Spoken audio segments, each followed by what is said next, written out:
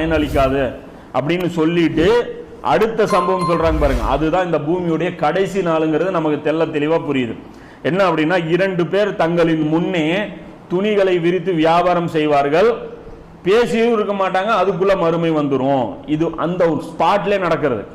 அடுத்தது பாத்தீங்கன்னா, ஒட்டகத்துல ஒருத்தர் பால் கறந்துட்டே இருப்பாரு, மறுமை வந்துடும்.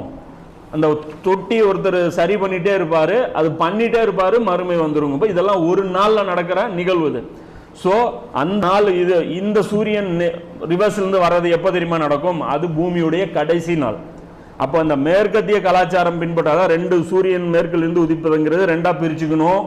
ஒரு பகுதி அந்த தௌபாவுடைய வாசல், இந்த உம்மத்துக்காக அடைக்கப்படுற அந்த வாசல் மேற்கத்திய கலாச்சாரம் என்னைக்கு சக்தி பெற்றுருச்சோ, என்னைக்கு இந்த டெக்னாலஜி, ஐநா சபை, இந்த IMF, அணு ஆயுதம் இதெல்லாம் இவங்க கையில எடுத்துட்டாங்களோ, இனி நாம உம்மத்தா சேர்ந்தாலும் கிலாஃபத்